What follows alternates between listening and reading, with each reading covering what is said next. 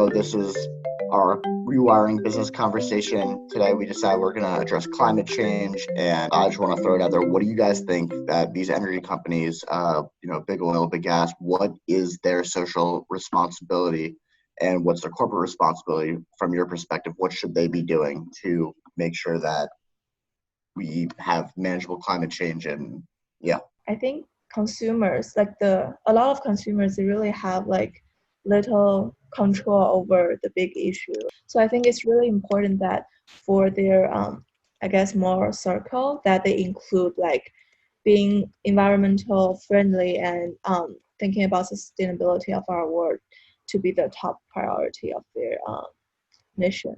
That's a good point. I think there is an investment into the right type of technology to provide the energy, which I think is also just a part of the social responsibility to find better ways for producing energy, because yes, maybe right now, oil is the best way and the most efficient way that we have. But I think it's the responsibility of the company to drive future innovation and change. People are saying these oil companies are kind of creating a world where we need oil, but in reality, if we keep using it, they're just going to keep producing it. And it's kind of hard for them to just completely ignore that and say, okay, we're going to try and take a risk and find new, a new business model and new ways to meet demand that aren't with the product that you're demanding. I just feel it'd be kind of counterintuitive to how a business operates to ignore your success in favor of something that isn't proven. This reminds me of the book that I read last month about tipping points. It's by Malcolm Gladwell. And I was just thinking because tipping points is about this threshold and this boiling point that actually brings the change. So I was just thinking what's going to be the critical moment that made the whole world suddenly realize, oh, this is super important. If we don't do this now, it's just super dangerous.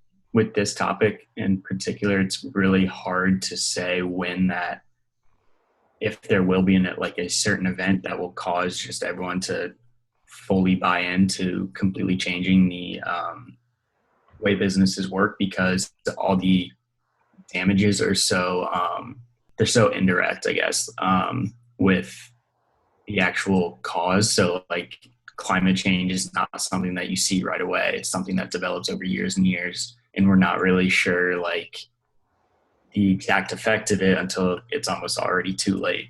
And the most direct damages you can think of oil spills that have happened. There's been a lot of them that have been really devastating, and still nothing has really come. At the height of quarantine, emissions were down by I think somewhere between 18 and 19 million tons of metric emissions, and it was the lowest level since 2006. And I think some experts said, okay, if we can keep this up for a while, the world might not be totally screwed by continued output of emissions. And I just kind of wanted to pose that question. Do you think that lack of emissions was necessarily a positive or negative? And really, what are your thoughts on this in general? Yeah, this might be a kind of pessimistic view towards it, but I think that it's kind of discouraging in the fact that I think emissions, once everything started coming back up, emissions started to kind of skyrocket again. I'm also a pessimist. For me, it just makes me uneasy because I remember at least how much of a halt it felt like the world was at when we were at those low levels of emissions. The reason the levels are so low is because we didn't leave our houses. I just worried that there won't be another huge event that'll trap us into being good citizens. I actually spent last semester abroad in Denmark, and it was really interesting because all the Danes have a very different view on climate change and global warming and stuff. There is no question of if it's real. Everyone is so adamant about recycling, or even I was in a strategy class and they were talking about image of companies, and someone brought the idea of fly shaming, which I had never heard of before, but it's basically a concept where as a society they look down upon people who fly airplanes when they don't need to and they could take the train because it's like not energy efficient.